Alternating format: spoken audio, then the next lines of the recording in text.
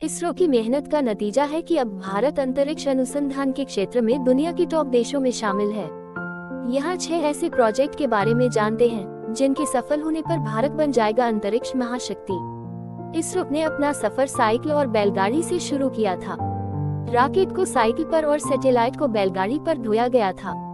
ISRO mission की मेहनत का नतीजा है कि अब भारत अंतरिक्ष अनुसंधान के क्षेत्र में दुनिया के टॉप देशों में शामिल है। इसरो भविष्य की कई महत्वपूर्ण परियोजनाओं पर काम कर रहा है। इनमें 6 ऐसे प्रोजेक्ट हैं जिनके सफल होने पर भारत स्वयं को अंतरिक्ष महाशक्ति स्पेस सुपर पावर के रूप में स्थापित कर लेगा। Aditya L1 mission. Aditya L1 सूर्य के अध्ययन के लिए भेजा जाने वाला भारत का पहला स्पेस मिशन होगा। भारत इससे पहले चंद्रमा के अध्ययन के लिए चंद्रयान और मंगल ग्रह के अध्ययन के लिए मंगल मिशन भेज चुका है। आदित्य शब्द संस्कृत से लिया गया है जिसका अर्थ होता है सूर्य। L1 का अर्थ लॉन्ग रेंज पॉइंट से है, जो कि सोलर सिस्टम में पृथ्वी और सूर्य के बीच के एक स्थान के बारे में बताता है। पृथ्वी से लॉन्ग रेंज पॉइंट की दूरी करीब 15 लाख किलोमीटर है। आदित्य L1 मिशन में भेजे जाने वाली सैटेलाइट को अंतरिक्ष के एक स्थान पर स्थापित किया जाएगा। इस मिशन को इसरो द्वारा 2019 में भेजा जाना था, लेकिन कोविड महामारी के दौरान हार्डवेयर हासिल करने में हुई दिक्कतों के कारण इसमें देरी हुई है। अब इस मिशन को जून 2023 में संपन्न होने की संभावना है। सूर्य के बाहरी क्षेत्र कोरोना के अध्ययन के लिए भेजे जाने वाले इस मिशन का नाम पहले आदित्य 1 था, जिसमें 400 किलोग्राम सैटेलाइट पेलोड को भेजा जाना था। अब इस मिशन का नाम बदलकर आदित्य L1 कर दिया गया है। सूर्य के फोटोस्फीयर का तापमान लगभग 6000 डिग्री सेल्सियस होता है, लेकिन इस फोटोस्फीयर से करीब 10,000 किलोमीटर की ऊंचाई पर तापमान 10 लाख डिग्री सेल्सियस तक पहुंच जाता है। इसी रहस्य को जानने के लिए इसरो ने आदित्य L1 मिशन भेजने की योजना बनाई। मिशन में देरी के साथ इसे अपडेट भी किया गया है। अब इस मिशन में 7 पेलोड भेजे जाएंगे, जिनके द्वारा solar emission, solar wind, solar mass ejection आदि का अध्ययन किया जाएगा। इन वैज्ञानिक अध्ययनों का उद्देश्य अंतरिक्ष मौसम की जानकारी जुटाना है।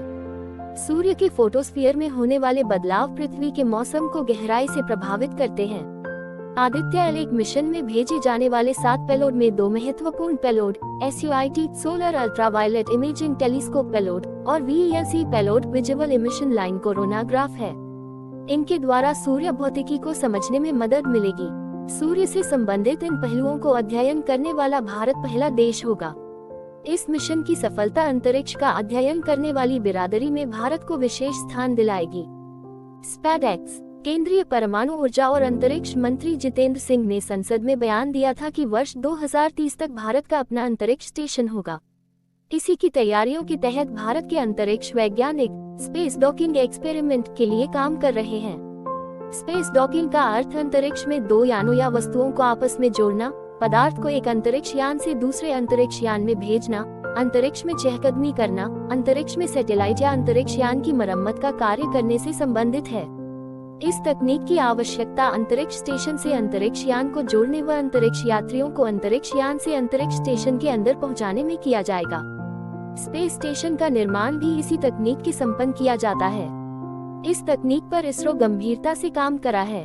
स्पेसएक्स प्रोजेक्ट के प्रयोग पहले ही किए जाने थे, लेकिन कोविड महामारी के कारण इसमें देरी हुई है। अब इसकी संभावना इस साल के अंत तक लॉन्च होने की है। अभी तक रूस, अमेरिका और चीन अपने स्पेस स्टेशन बनाने में सफल हो पाए हैं। भारत ऐसा करने वाला चौथा देश होगा। गगनयान मिशन। गगनयान मिशन भारत का मानवयुक्त अंतरिक्ष मिशन है। गगनयान मिशन के तहत अंतरिक्ष यात्रियों को पृथ्वी की निचली कक्षा में भेजा जाएगा। इस मिशन के तहत प्रारंभ में 3 अभियान किए जाएगा।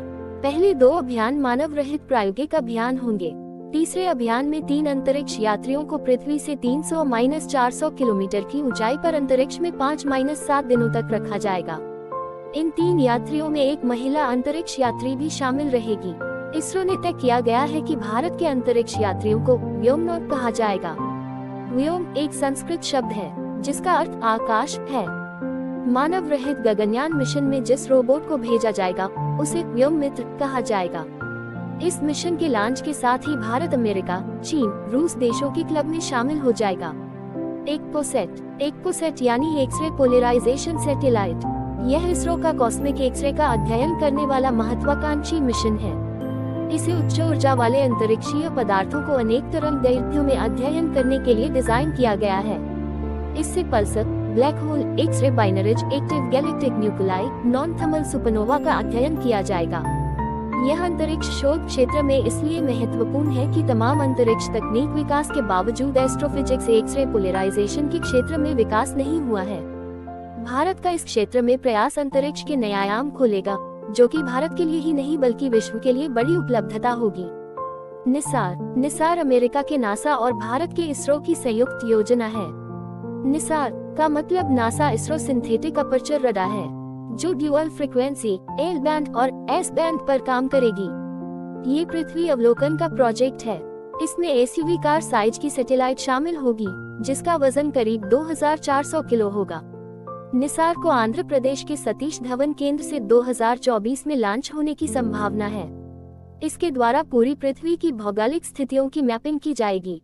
पृथ्वी की सतह पर होने वाले सूक्ष्म परिवर्तनों को भी इस सैटेलाइट